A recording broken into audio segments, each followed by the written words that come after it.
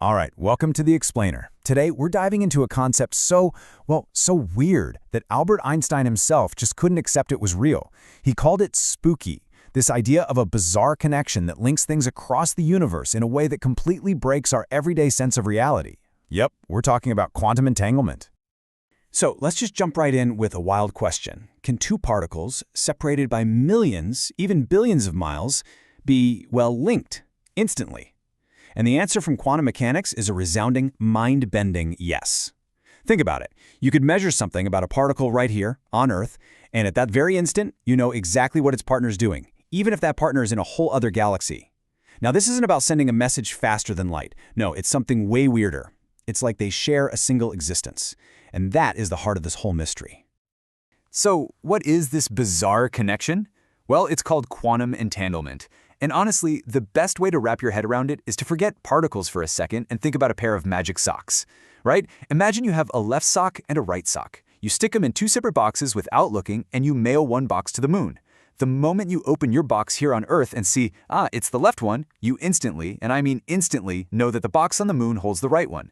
See, in the quantum world, it's like those entangled particles are never really separate things to begin with. They're just two parts of a single unified system, no matter how much empty space you put between them. Okay, so now we're getting into Einstein's paradox, a challenge to reality. You know, you'd think a discovery this wild would have physicists popping champagne corks, but for Albert Einstein, not so much. For the guy who figured out relativity, this idea wasn't just weird. It felt like a full-on assault on how the universe was supposed to work. He was absolutely convinced that quantum mechanics, at least on this point, had to be wrong.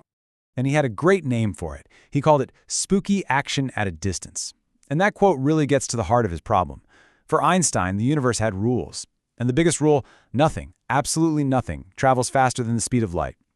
So this idea that you could measure a particle here and it would instantly affect another one light years away, that just felt like cheating. It seemed to break his most fundamental law. For him, this spookiness wasn't a cool new feature of reality. It was a giant blinking red sign that to quantum theory was missing something big.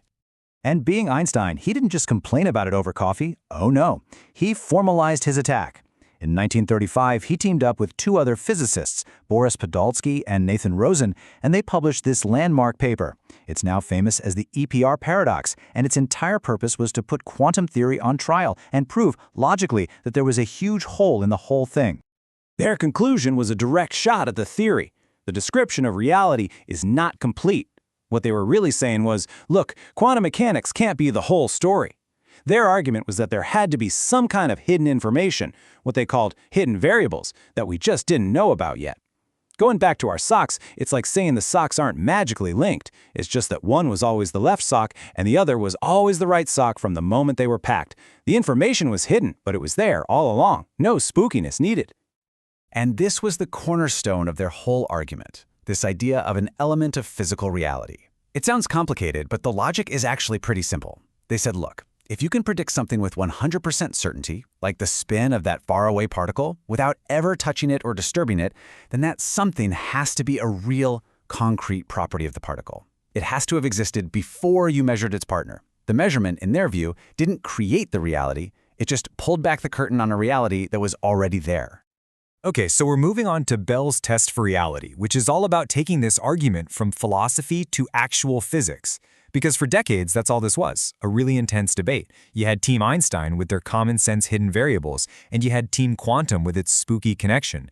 And there was just no way to know who was right. It was a total stalemate, until another physicist came along and figured out how to turn this philosophical shouting match into a real-life experiment.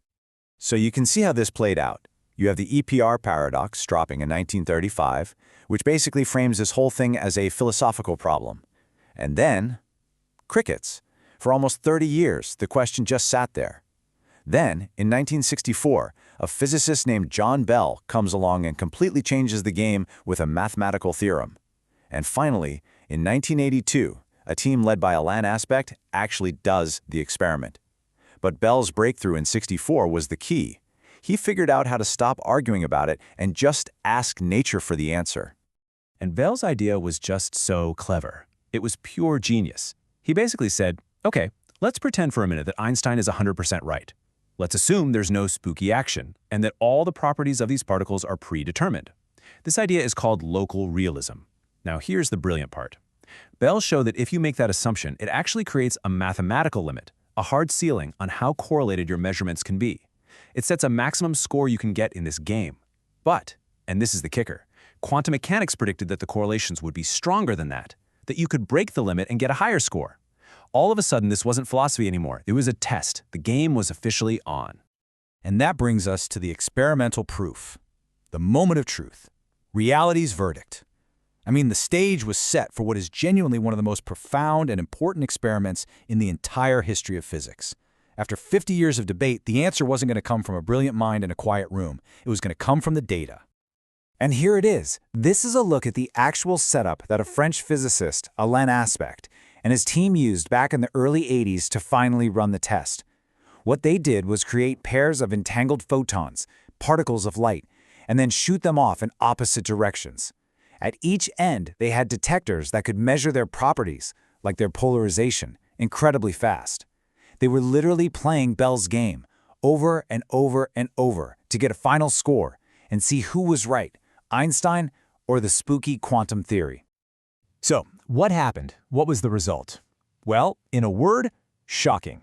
Bell's inequality was violated.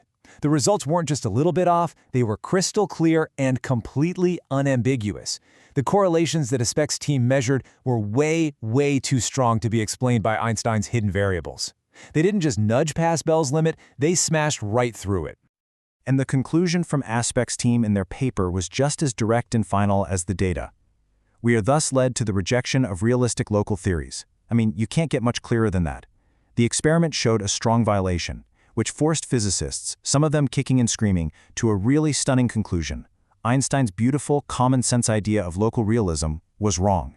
It had been tested, and it had been falsified by reality itself. So this really sums it all up.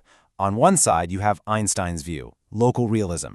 Information has a speed limit, and things have definite properties even when we're not looking. On the other side, you have quantum reality.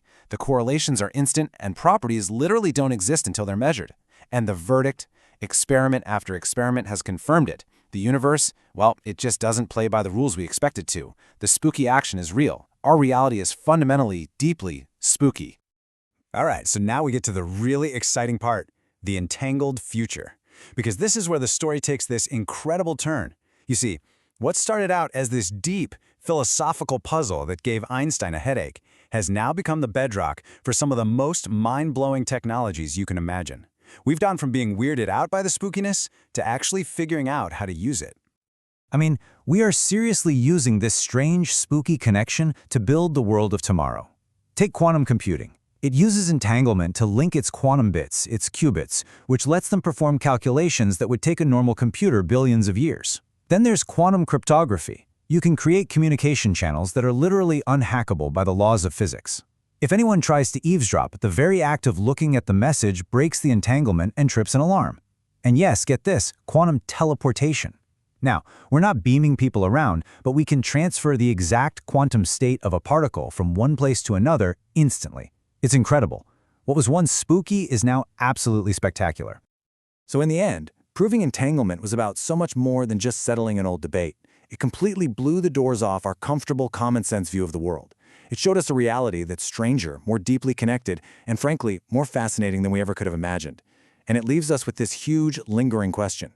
If our most fundamental gut-level intuition about what it means for two things to be separate was totally wrong, what else have we gotten wrong? What other basic assumptions about reality are just waiting to be overturned? And that right there is a question that's going to keep scientists busy for a very, very long time.